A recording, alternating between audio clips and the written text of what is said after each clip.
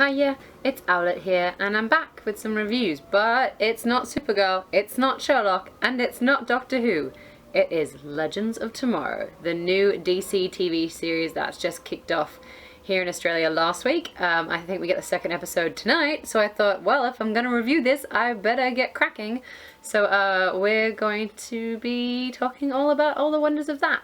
Now, I know some of you weren't big fans of my Supergirl review, and to be honest, I wasn't a big fan of the Supergirl pilot, so I actually didn't give it much more of a look in. I'd heard some things from friends that it wasn't that great, so I've kind of just gone with my gut instinct, and just been like, no, let's not watch that. But I'm a big fan of The Flash, so I was keen to watch Legends of Tomorrow because I know that it's got Cold from that. And it's got Doctor Who references because Arthur Darvill is in it playing Rip Hunter. So let's get on with the review. Legendary style.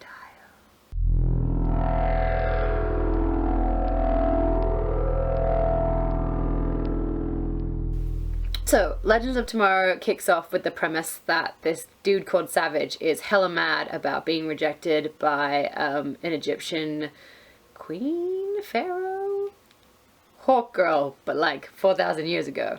And he's basically taken over the world, and it's all a bit time travel-y. I think he's starting wars so that people don't notice that he's doing awful things.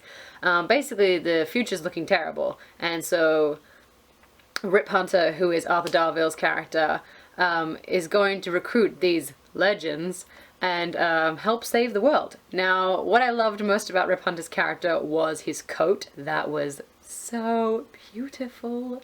The way it swished when he walked. Oh my gosh, I just loved it. The coat stole the show. But in seriousness, Rip's overdramatic speech, just the way like he emphasized words and the dramatic pauses was great. I mean, I think all the DC shows seem to start off in this kind of hammy soap opera kind of way, and it works for them. I mean, comic books are quite cheesy sometimes, and that's fine. It's a good dynamic. I mean, the old Batman series with Adam West was just all about the biffs and the bamps and the holy cheesiness Batman. I didn't know what to say then. Sorry. But yeah, it works. I thought that the crew that they got together was a good balance as well. The introduction to each character was great. I must admit ignorance on my behalf when it comes to Arrow, so I didn't really know anything about White Canary or Black Canary. That was the first time I'd ever met any of the Canaries. Oh, actually, I think one of them might have been in one Flash episode. But yes, as in the ones that I've seen. I've only seen season 1 of Flash. I'm gonna catch up to season 2. Remember, I'm terrible at watching TV series. But I have seen this episode of Legends of Tomorrow twice, so that's why I'm remembering names better. Hawk Girl and Hawk Guy he's probably not called Hawk Guy, probably called Hawk Man. Okay, I said I knew names, and now I'm just proving that I don't.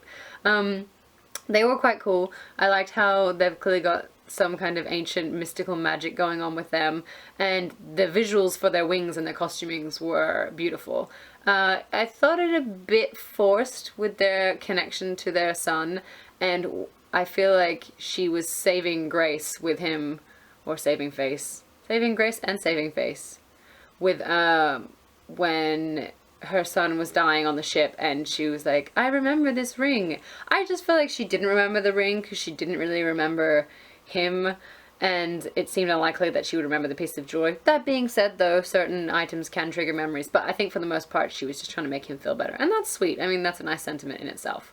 But yeah, that bit seemed a bit iffy. But I like that they stuck to their guns about time being certain fixed points, so he was going to die no matter what. Cold and his mate Mick, I think he has Heatwave. I remembered. Heatwave.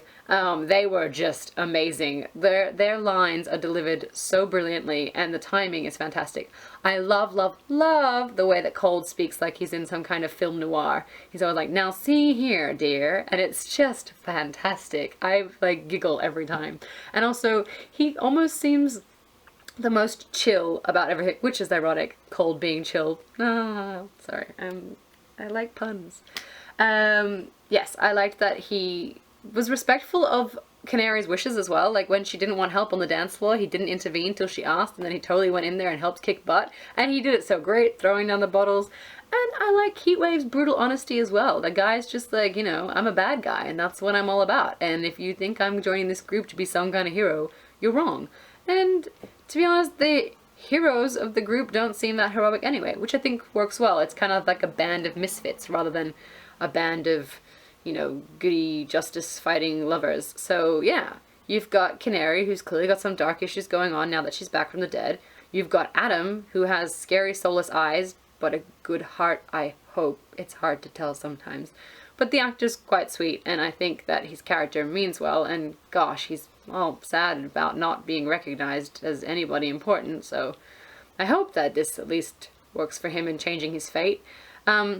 Stein was really weird in this. Like, I know Stein from season 1 of Flash, and I haven't actually met him when he's joining up with Jefferson yet, but it seemed very out of character for him to have that sleeping draft already ready to drug his friend who clearly he knew wasn't wanting to go on the journey. Like, that was a bit uncomfortable. When I say a bit, I mean it was very, but I mean it did leave for some comic relief later on, but at what cost? All it really highlighted was that Stein was, you know, lower than Heatwave, and that's pretty low as far as moral areas go.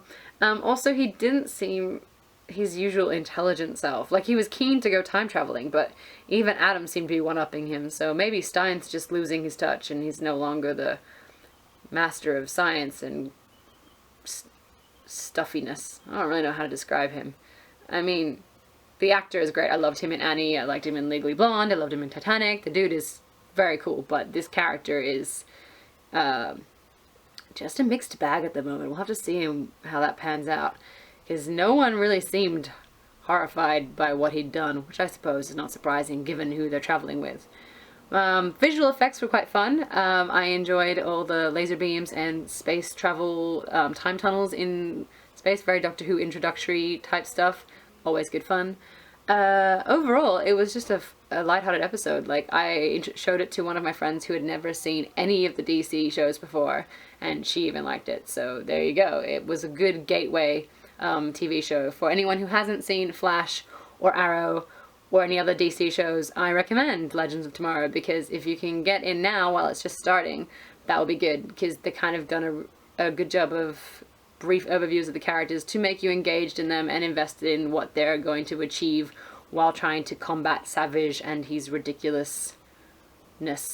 He seems kind of awful though. Like, I mean, I know he's gutted about being heartbroken over, you know, Hulk Girl, but geez, he's killing people's families. He's fedora douchebag times 1,000.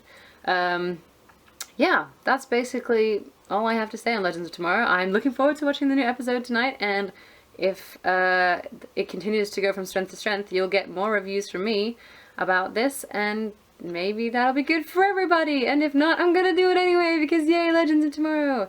And I will see you all when I next review. Toodles!